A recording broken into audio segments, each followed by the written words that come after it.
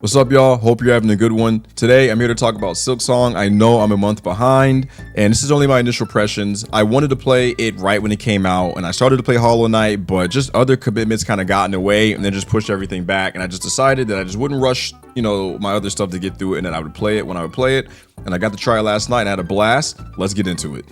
First things first, I gotta say that the color immediately popped on the screen, and even though it wasn't a massive step in terms of maybe fidelity or visual quality, whatever you want to call it, it was definitely noticeable that there was a certain touch to the way we saw things in the game compared to when we saw Hollow Knight, which for me, I just played it last month. I literally just stopped playing it like as of a few days ago. I was doing the Pantheons and stuff like that.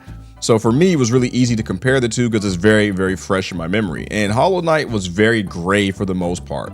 Now, there were parts where, there was colorful and lush, like the green path. But in this game, so far in the first two areas, the first area is very green, like the moss area. So I can kind of see that. But even then, you move into like this area, which I can't remember, like a molten lava type area where you have like the sparks, the embers kind of rising up from the bottom of the screen, just kind of giving it that nice flare. And then when you're standing on the platform looking over like the lake of lava and all that, really cool. It felt like they were prioritizing making the game a little bit more colorful, a little bit more lively. And I really like that because it can get a little old just looking at brown and gray and black, for the majority of the game. Not that it bothered me because Hollow Knight's gameplay was great. It's just that it does, as soon as you start playing this game, you notice immediately that the color plops and that there's like a lot of life and saturation. Now, another thing that I want to bring up, and I know it's very early because this is my early impressions of the game, and it's just I do feel a bit sluggish, but that's just because I've been playing Hollow Knight, I've been doing Pantheon stuff, I'm currently on 3, I had to take a break from it, it was, oh my goodness.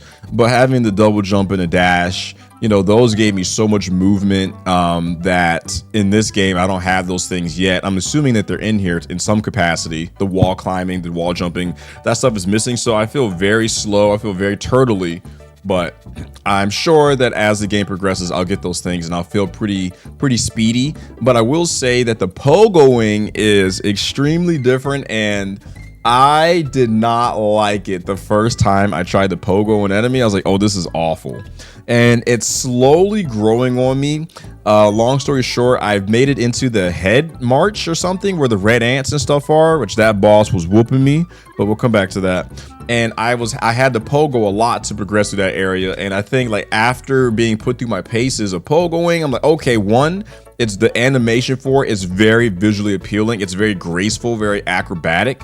Whereas, you're just down hitting, with the Hollow Knight, which is still cool by itself, doing that as you go across. Like there's an appeal to it, but honestly, I do like Hornets more. It's a bit more difficult to pull off, but not that much more. But there is definitely room for error compared to Hollow Knight, where you just hit down an A. Before we continue, just want to take a quick stop and just say, hey, I'm Xlo804, where I'll be doing game reviews, game discussion, talking about trending things and my experiences with gaming, like I'm doing with this video. So if you enjoyed what you've heard so far, hit that sub button, hit that like button. I'd greatly appreciate it.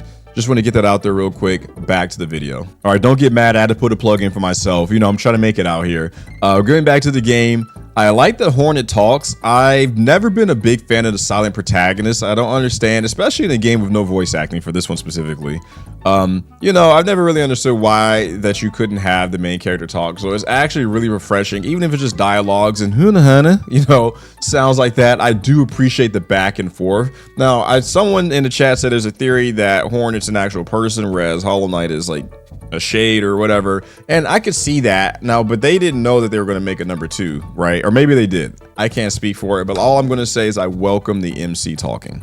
All right, let's talk about the hits, the nitty gritty, because I feel like the hits have a lot more weight in this game than they did in Hollow Knight. Now, when you got hit in Hollow Knight, it for sure stung, especially if it was hitting for 2. In this game, most hits just feel like they sting even more somehow than number 1. In some areas, I'm already getting 2 hit by like some of the bigger enemies, like the little skull crawler dudes with like the big skull, like those dudes hit for like 2. But that you can feel it. That weight, it's nasty, but it also feels good when you land hits on enemies. Now that might change as I get maybe there's like a quick slash or something, I don't know. but I can definitely feel the weight of my blows against enemies too. And I like it when I fight a boss or something and I get that final hit and it kind of does like the slow-mo, like that's I really like that. It's a very small thing that they added to the game, but it's like, just a cherry on top kind of behavior. I guess that's why they're called Team Cherry. No pun intended. I'll see myself out. But no, seriously, I do really like that. It's really, I like that the getting hit and landing hits feels important. It's like, yes, I scored a hit, but it's also like, man, it feels like the tide could change, when an enemy lands one hit on you. So I'm really glad. I'm glad that they fine-tuned that a little bit more. Maybe it's just me, but that's how it felt. Questing. A big part of any game, right? Having your main quest as well as your side quests. And Hollow Knight had its side quests and stuff that you could do. Very thankful for that. But I do like the animations and stuff, how they have like the special emblem up here for the quest and how like there's a menu for it. They have the board set up in the main camp at what was it called? Backbone or Bottom Bone? I don't remember what it was called. It was my first night. But just having the board, the wishing board and all that stuff set up to take quests, I really like that they're kind of focusing on that and making that process easier. Not that it was hard per se, but it's nice being able to just track and manage it. It's just a nice quality of life change. So Team Cherry, kudos to you for that. Moving into the tools and stuff, it's like this red thing I picked up. I forgot where I got it, but it's like a little throwing knife. And honestly, I am really, really enjoying it. I'm a super aggressive player. So if I see a window to get hits in, I'm going to take them. And it's nice being able to, specifically like I was fighting the red ants, like do like a dive kick, hit them, dive kick, they dive kick, I dive kick behind them or something. I pogo off of them, hit the ground, 1-2 hits, I jump, land on the other side, I'm throwing my knives, and it looks very appealing. Like the aesthetics of the fight, just from what I've seen on night one, with just the red ants and even some of the bosses, I can tell that there's min-maxing your damage, but there's also like the fights feel so much more animated, adding just something simple like throwing your knife. And I wonder if it'll change the other things, which don't tell me, it's my first playthrough, please. But it was nice having that ranged option that doesn't consume silk, because in Hollow Knight, I prefer to hold on to my stuff for when I get hit, which of course results in me not using it. But I do get a little bit more offensive to try to end the fights faster too, which is probably what I'll do most of this game. But it's just nice. It's nice to have options. I like that Hollow Knight, you had your charge up slash, the spinaroonie, and then the dash slash. Those are all cool things, but it's just like, it's nice having more tools. It's just nice having options outside of just your spamming the attack button. And it's cool to see them switch it up and give you a ranged option that has its own resource table, or a resource, which is the shards, instead of it tying it to the silk. So I really like that. And to keep it going, I like the Silk Spear, which I just got, which is I think it's her Shaw move. I'm not sure. I don't know. I'm not a big Hornet enthusiast or knower. I'm somewhat familiar with her, but when she throws the needle out, it's cool to get that move. I'm curious to see if you can modify it or make it, reach further, etc. I do like that. It's tied to your silk meter though, and the only thing I don't like is that if I have a heal, then I use it and now I have to kind of fight to get it back. Whereas in Hollow Knight, you could take a shot or two and still recharge at least once. And speaking of recharging, I have mixed feelings on the healing.